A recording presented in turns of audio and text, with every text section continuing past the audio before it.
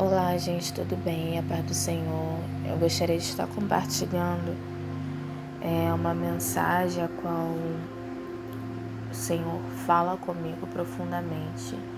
Na verdade, essa mensagem me torna muito sensível com tudo que Paulo ele diz para os anciões da igreja, com tudo que Paulo declara a respeito do seu ministério. E essa passagem você vai encontrar lá no livro de Atos, capítulo 20. Vamos ler a partir do versículo 17, né? O título vai falar a respeito de discurso de Paulo. E eu quero que você, de fato, venha compreender essa mensagem que, na verdade, eu vou deixar registrada para mim, né? E se assim for da vontade de Deus, eu vou estar compartilhando com vocês. Atos, capítulo de número 20, versículo 17, vai dizer assim: de Mileto mandou a Éfeso chamar os anciões da igreja. E logo que chegaram junto dele, disse-lhe: vós bem sabeis, desde o primeiro dia em que entrei na Ásia, como em todo esse tempo me portei no meio de vocês, ou no meio de vós. Me portei como? Servindo ao Senhor, com toda a humildade e com muitas lágrimas e tentações, que pela cilada dos judeus me sobrevieram. Como nada que útil seja, deixei-vos de anunciar e ensinar publicamente pelas casas, testificando tanto aos judeus como aos gregos a conversão a Deus e a fé em nosso Senhor Jesus Cristo. Versículo 22. E agora eis que ligado, eu pelo Espírito, vou para Jerusalém, não sabendo o que lá me há de acontecer. Sabe, a única coisa que eu sei é que o Espírito Santo, de cidade em cidade, me revela dizendo que me esperam prisões e tribulações, mas em nada tenho a minha vida por preciosa, contanto que cumpra com alegria a minha carreira e o ministério que eu recebi do Senhor Jesus, para dar testemunho do Evangelho da graça de Deus. Amém? Aqui Paulo ele vai reunir os anciãos da igreja e ele vai começar a relatar a respeito do tempo que ele esteve com esse povo. No decorrer dos versículos, Paulo vai relatar que ele esteve ali 3 anos ensinando aquele povo sobre o Evangelho, ensinando tanto aos judeus como aos não-judeus a verdade do reino de Deus. E a Bíblia vai dizer que Paulo, quando ele esteve com esse povo, ele foi humilde. Quando ele esteve com esse povo, ele era alguém que se submetia à vontade de Deus, que tinha e tem um relacionamento com Deus.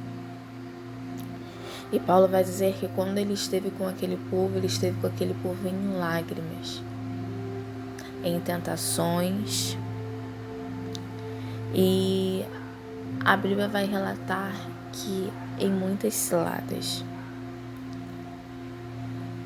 E Paulo vai enfatizar e dizer para aquele povo: ei, quero que você entenda que chegou o momento de eu ir para Jerusalém. Chegou o momento de eu me ausentar de vocês e vocês pôr em prática tudo aquilo que eu anunciei e eu lhe ensinei no decorrer desse tempo, no decorrer desses anos. E a Bíblia vai dizer que Paulo, ele fala que chegou o tempo dele sair. Mas quando ele vai para Jerusalém, ele vai sem entender de fato o que seria, o que queria acontecer com ele. A única coisa que ele sabe, que ele tem certeza e convicção do que o Espírito Santo falou para ele, é que de cidade em cidade espera por ele prisões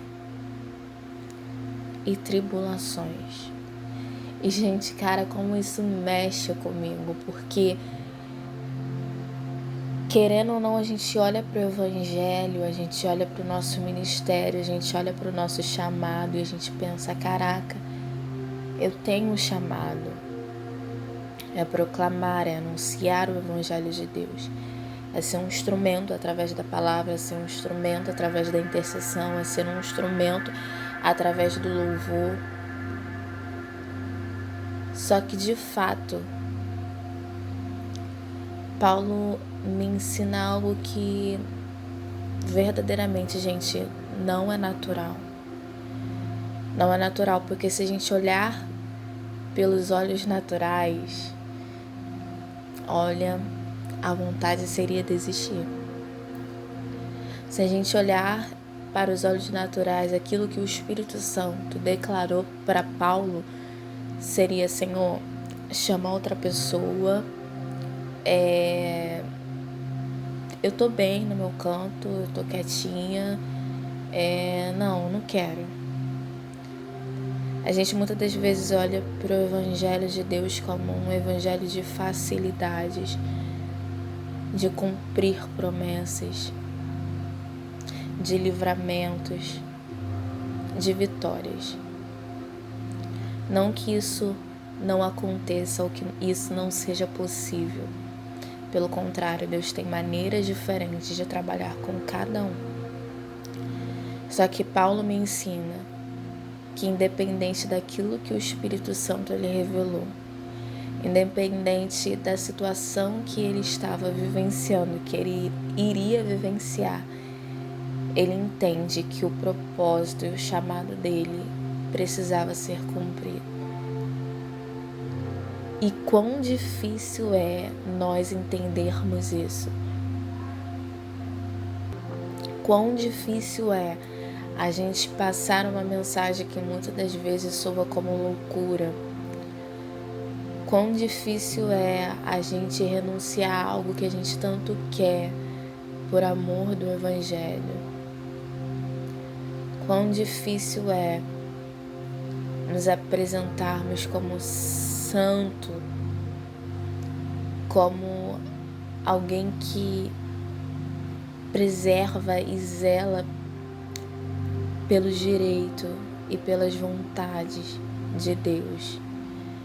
E Paulo ele fala assim, a minha vida eu não tenho como preciosa, contanto que eu cumpra com alegria a minha carreira. Paulo estava dizendo para aquele povo, ei, passei por ciladas, sim.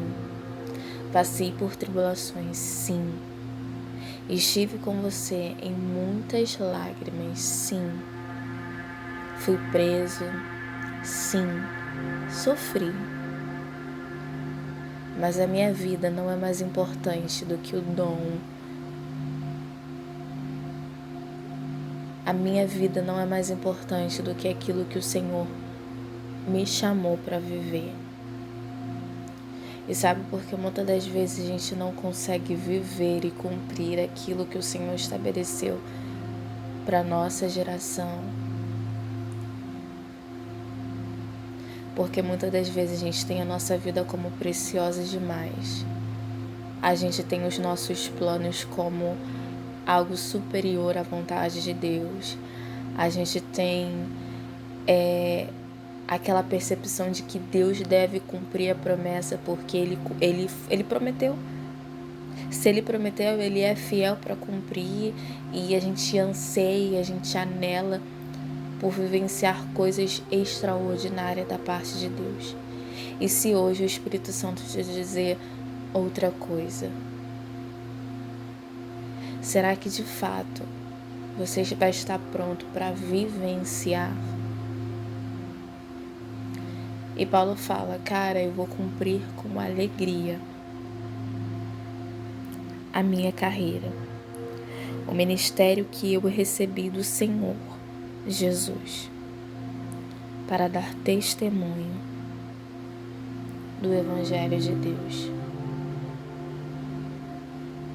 Paulo não só foi chamado para proclamar e anunciar a Cristo e a trazer arrependimento. Paulo foi chamado para ser um testemunho do Evangelho de Deus, para dar testemunho do Evangelho de Deus. Dar testemunho não é fácil, mas é necessário. E eu deixo essa mensagem registrada porque, assim como Paulo ele teve um chamado, assim como Paulo ele teve uma carreira, um propósito, um ministério de Deus, todos nós temos. Agora, assim como Paulo ele teve e ele escutou do Espírito Santo, o que de fato no decorrer da carreira dele iria acontecer, que possamos ser assim: Senhor, cumpre em mim o teu chamado, cumpre em mim o teu propósito, cumpre em mim o teu ministério, e me orienta, me revela, porque o Espírito Santo ele revelou. Talvez o nosso ministério, o nosso chamado não seja como Paulo, mas tem coisas que será necessário nós vivenciarmos, mas que a nossa vida, que a nossa vontade, que os nossos desejos, que os nossos sonhos, que os nossos projetos de vida não venham a ser superior àquilo que o Senhor designou para cada um de nós. Amém. Soberano Deus, eterno Pai, Pai amado, Deus bendito, Senhor, diante dessa mensagem, Senhor, a qual o Senhor palestrou fortemente ao meu coração, Paulo, Senhor, ele não se negou a expressar a verdade do Evangelho. Senhor, Paulo não se negou a vivenciar e dar o seu melhor todos os dias em prol, Jesus, do seu Evangelho. Pai, eu te peço, meu Senhor, assim como o teu Espírito Santo revelou a Paulo o que esperaria quando ele chegasse em Jerusalém. Jesus, que o teu Espírito Santo, o Espírito da verdade, venha revelar sobre nós, Jesus, os teus propósitos, os nossos ministérios, Jesus. E que de fato, Senhor, não possamos tomar a nossa vida como preciosa e nem colocar qualquer outra coisa, Pai, para impedir com que possamos vivenciar o nosso propósito. Vivenciar propósito e chamado não é fácil, Deus. Não é fácil. Tomar a cruz não é fácil, Senhor. Mas é necessário, é uma ordem divina. Aquele que deve, Senhor, se achegar a Ti, precisa tomar a sua cruz, negar a si mesmo e segui-lo e servi-lo. Jesus nos ensina a tomar a nossa cruz, independente daquilo que o Senhor projetou e arquitetou para cada um de nós, que possamos estar disponíveis, Senhor, para cumprir e a viver o nosso chamado, Pai. Nos fortaleça, nos anima, nos auxilia, Senhor, para essa trajetória. Assim eu te peço, Pai, em nome de Jesus. Amém.